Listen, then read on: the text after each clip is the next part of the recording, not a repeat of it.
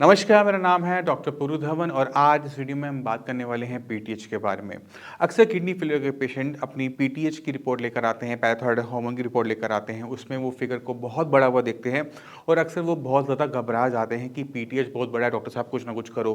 तो हमें उन्हें समझाना पड़ता है कि पीटीएच क्या होता है, क्यों होता है, किस वजह से बढ़ता है और बॉडी में काम क्या करता है और इसे घबराने की ज़रूरत नहीं है। तो वही सारी चीज़ें मैं आज आपको वीडियो में एक्सप्लेन करना पसंद करूँगा। तो पहले समझने की कोशिश करते हैं कि पैराथायरॉयड ग्लैंड क्या होता है और इसका नाम थायराइड से क्यों लिया गया है। अगर आपने ये आप स्क्रीन पे देखें तो आपको एक थायराइड ग्लैंड नज़र आ रहा है। इसके अंदर आपको चावल के दाने की तरह 4 छोटे-छोटे हिस्से नज़र आ रहे हैं और इन्हीं को हम बोलते हैं पैराथायरॉयड ग्लैंड। क्योंकि ये थायराइड के पास होते हैं, थायराइड के पास होने की वजह से इनको बोला जाता है पैराथायरॉयड ग्लैंड्स। इन ये जो सेक्रेशन करते हैं वो है एक हार्मोन की, जिससे कहते हैं पैराथायरॉयड हार्मोन। अब ये पैराथायरॉयड हार्मोन जो होता है उसका काम क्या होता है बॉडी के अंदर। पैराथायरॉयड हार्मोन कंट्रोल करता है हमारे ब्लड के अंदर कैल्शियम को। हम जो खाना खाते हैं उसमें कैल्शियम होता है, दूध पीते हैं उसमें कैल्शियम होता है, बट वो जब हमारी ब्लड में जाता है तो उसका हड्डियों पे चिपकना ज़रूरी होता है, क्योंकि अगर वो हड्डियों पे चिपकेगा नहीं तो एक तो हमारी हड्डियाँ कमज़ोर हो जाएंगी और हमारे ब्लड के अंदर कैल्शियम की मात्रा ज़्यादा हो जाएगी, जिससे परेशानी कहीं और हो सकती है। तो इसको हड्डियों पे चिपकाने के लिए ये काम करता है, ये स्टिमुलेट करता है कि इस पे काम करो। तो एक किडनी फेलियर पेशेंट में क्या हो रहा होता है जिसकी वजह से उसका पैराथायरॉयड हार्मोन बहुत ज़्यादा बढ़ जाता है, उसे समझने की ज़रूरत है। किडनी जब खराब हो रही थी तो किडनी का काम होता है ना सिर्फ यूरिन निकालना, ना सिर्फ क्रिएटिनिन यूरिया को बाहर निकालना, बल्कि एक काम और कर रही होती है, वो करती है वो विटामिन डी को एक्टिवेट करती है। जो भी हम खाने में विटामिन डी लेते हैं, धूप से लेते हैं, वो सारा inactive form of vitamin D होता है।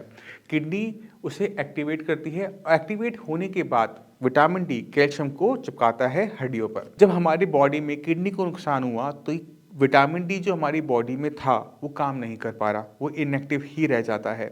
हमारे ब्लड के अंदर कैल्शियम जो था वो नहीं जा पा रहा, हड्डियों पे नहीं जा पा रहा, वो ब्लड में रह जाता है। जब वो ब्लड में उसकी मात्रा बढ़ रही होती है तो हमारे पैराथायरॉयड हार्मोन पे प्रेशर आता है कि इस कैल्शियम को चिपकाओ हड्डियों पे। अब वो कैसे करे? तो उसको क्या करना पड़ता है कि उसको अपने सिक्रीशंस को बढ़ाना पड़ता है कि कैल्शियम जो ब्लड के अंदर है वो हड्डियों पे चिपके। अब सवाल ये उठता है कि अगर पैराथायरॉयड हार्मोन इतना ज़्यादा बढ़ा हुआ है तो पेशेंट को क्या करना चाहिए, क्या ट्रीटमेंट है इसका? तो इसका ट्रीटमेंट बहुत सिंपल सा है, बहुत आसान सा है। हमें बस करना क्या है, हमें ब्लड के अंदर जो कैल्शियम है उसे हड्डियों पे चिपकाना है। अगर वो हड्डियों पे नहीं जाके वो स्टिक नहीं करेगा, एक तो हड्डियाँ कमज़ोर हो जाएंगी, तो बोन्स की दिक्कत होनी शुरू हो जाती है। कैल्शियम का ब्लड में ज़्यादा होने की वजह से उसका असर हमारे हार्ट पे पड़ना शुरू हो जाता है, हमें वो भी नहीं चाहिए। तो हमें उसे चिपकाने के लिए सिर्फ एक काम करना है, हमारी बॉडी में किडनी की खराब होने की वजह से विटामिन डी एक्टिवेट नहीं हो पा रहा था। अगर किसी तरीके से हम विटामिन डी को एक्टिवेट करते हैं या फिर हम एक्टिव विटामिन डी लेते हैं तो कैल्शियम हड्डियों पे चिपकना शुरू कर देगा। हमारी हड्डियों की दिक्कत भी खत्म, हमारी कार्डियक दिक्कत भी खत्म और हमारा पीटीएच भी कंट्रोल में आना शुरू कर देगा। इसके लिए हमें बहुत सिंपल सा काम करना है। हमने क्या करना है, हमने विटामिन डी लेना है, क्योंकि विटामिन डी की कमी की वजह से ही हमें पीटीएच बढ़ा था। तो हम क्या करेंगे, हम विटामिन डी का कंजम्पशन लेंगे, मगर विटामिन डी हमें इनएक्टिव फॉर्म में नहीं चाहिए, हमें एक्टिव फॉर्म में चाहिए, क्योंकि इनएक्टिव हम जितना मर्जी बॉडी के अंदर ले जाएं वो पूरी तरह से काम नहीं कर पाएगा। तो हम विटामिन डी एक्टिव फॉर्म में लेंगे। तो जब मार्केट से हम सैशे खरीदते हैं या जो ड्रॉप्स आती हैं वो खरीदते हैं, वो सारे के सारे inactive form of vitamin D होता है। वो एक जो किडनी का पेशेंट नहीं है उसके लिए सही है, मगर एक किडनी पेशेंट के लिए हमें विटामिन डी की दूसरी टाइम देनी पड़ती है, जिसे हम कहते हैं कैल्सीट्रॉल। कैल्सीट्रॉल जो होती है वो विटामिन डी की एक्टिव फॉर्म है। तो जितने भी किडनी पेशेंट हैं उनको कैल्सीट्रॉल लेते हैं तो ब्लड के अंदर जो कैल्शियम है वो हड्डियों पर चिपकना शुरू कर देता है और पीटीएच कंट्रोल में आना शुरू कर देता है। तो अगर आप किडनी फेलियर के पेशेंट हैं, पीटीएच अपना बढ़ा हुआ देखते हैं तो घबराना नहीं है। एक और बहुत बड़ी कन्फ्यूज़न होती है, वो लेकर होती है थायराइड हार्मोन को लेकर।